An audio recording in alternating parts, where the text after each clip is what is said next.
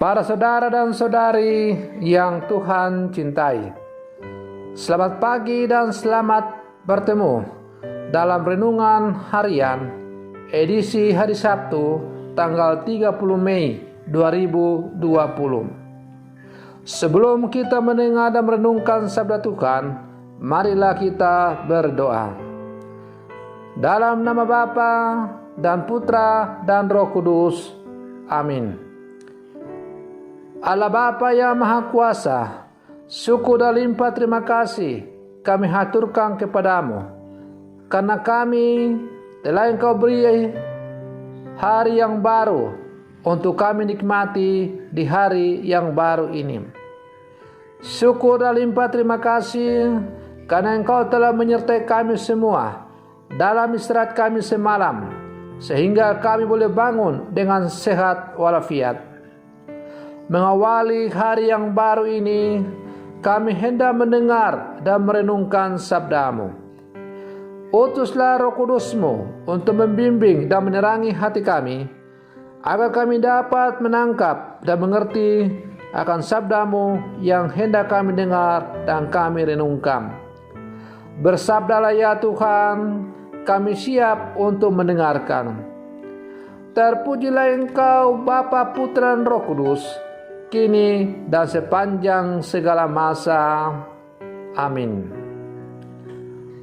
Para saudara dan saudari yang Tuhan cintai, sabda Tuhan yang hendak kita dengar bersama diambil dari Injil Yohanes pasal 21 ayat 20 sampai 25. Tuhan sertamu. Inilah Injil Tuhan kita Yesus Kristus menurut Santo Yohanes. Setelah Yesus yang bangkit berkata kepada Petrus, "Ikutlah aku." Petrus berpaling dan melihat bahwa murid yang dikasih Yesus sedang mengikuti mereka, yaitu murid yang pada waktu mereka sedang makan bersama duduk dekat Yesus. Dia inilah yang berkata, "Tuhan, siapakah dia yang akan menyerahkan Engkau?" Ketika Petrus melihat murid itu, ia berkata kepada Yesus, "Tuhan, apakah yang akan terjadi dengan dia ini?" Jawab Yesus, "Jikalau aku menghendaki supaya ia tinggal hidup sampai aku datang, itu bukan urusanmu. Tetapi engkau ikutilah aku." Maka tersebarlah kabar di antara saudara-saudara itu bahwa murid itu tidak akan mati. Tetapi Yesus tidak mengatakan kepada Petrus bahwa murid itu tidak akan mati, melainkan, "Jikalau aku menghendaki supaya ia tinggal sampai aku datang, itu bukan urusanmu." Dialah murid yang memberi kesaksian tentang semuanya ini dan yang telah menulisnya, dan dia tahu bahwa kesaksiannya itu benar. Masih banyak hal-hal lain lagi yang diperbuat oleh Yesus, tetapi jikalau semua itu harus dituliskan satu persatu, maka agaknya dunia ini tidak dapat memuat semua kitab yang harus ditulis itu. Demikianlah Injil Tuhan. Para saudara dan saudari yang Tuhan cintai, Rasul Yohanes menulis Injilnya. Rasul Yohanes menulis dalam Injilnya bahwa dialah murid yang dikasihi oleh Yesus. Murid yang duduk dekat Yesus pada waktu perjamuan terakhir, dan murid yang bertanya kepada Yesus, siapakah murid yang akan menyerahkannya.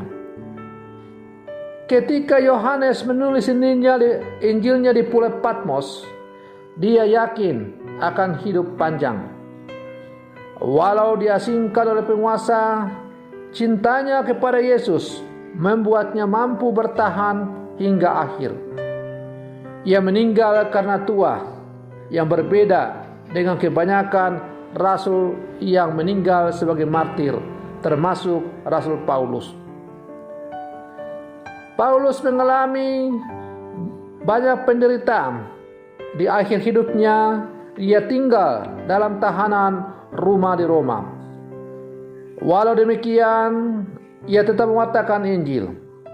Tidak ada yang dapat menghalanginya untuk bersaksi, baik penindasan, sakit penyakit, penganiayaan, ataupun penjara. Dia yakin Yesus selalu menyertainya sampai ia mati dipenggal kepalanya. Demikian pula halnya dengan Petrus. Setelah ia dipulihkan dari kesalahannya karena menyangkal Yesus 3 kali dan diperbaharui panggilannya oleh Yesus dengan pertanyaan, "Apakah engkau mengasihi aku lebih daripada mereka ini?" Dan Petrus menjawab ya. Maka Yesus memperbaharui panggilan dari Petrus dengan mengatakan, "Ikutlah aku." Pembaharuan panggilan terhadap Petrus ini mengandung konsekuensi bahwa dia harus siap untuk menderita demi panggilan yang telah diperbaharui itu. Dan memang akhirnya terbukti bahwa Yesus setia sampai akhir. Para saudara dan saudari yang Tuhan cintai, hari ini adalah hari terakhir kita merayakan novena Roh Kudus.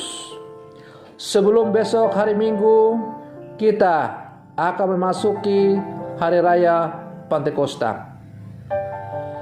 Selama novena Roh Kudus ini, kita telah memohon supaya Roh Kudus hadir dan membaharui seluruh kehidupan kita, pribadi per pribadi, keluarga per keluarga, supaya kehidupan menggereja kita bukan hanya yang biasa-biasa saja, tetapi semakin menjadi luar biasa. Itu panggilan murid-murid Yesus adalah kita dipanggil untuk menjadi sempurna seperti Bapa di surga sempurna adanya. Untuk mencapai kesempurnaan itu tidak bisa diperoleh dengan hanya yang enak-enak saja, tetapi diperlukan perjuangan yang sungguh luar biasa. Ibarat emas, supaya ia menjadi murni, ia harus ditempa dalam suhu yang panas oleh tukang emas. Ia dipanasi sampai mendidih, melebur, untuk memisahkan kotoran-kotoran yang mengotori emas itu. Setelah melalui proses yang panjang, sakit yang luar biasa, akhirnya emas itu menjadi murni dan menjadi sebuah perhiasan yang sangat mahal harganya. Demikian pula halnya hidup dan panggilan kita sebagai murid-murid Yesus yang hidup di zaman sekarang. Kita harus dimurnikan dari berbagai kelekatan dunia yang masih mengikat dan terkadang menghalangi kita untuk mengabdi kepada Tuhan secara total. Kita harus membiarkan diri kita untuk selalu dibaharui oleh Roh Kudus, Roh Allah terus menerus, agar kehidupan menggereja kita, kehidupan beriman kita semakin hari semakin bertumbuh dengan luar biasa. Para saudara dan saudari yang Tuhan cintai, Yohanes memberi kesaksian kepada kita bahwa apabila kita sungguh setia kepada Tuhan, maka hidup kekal adalah jaminan yang diberikan oleh Tuhan kepada kita.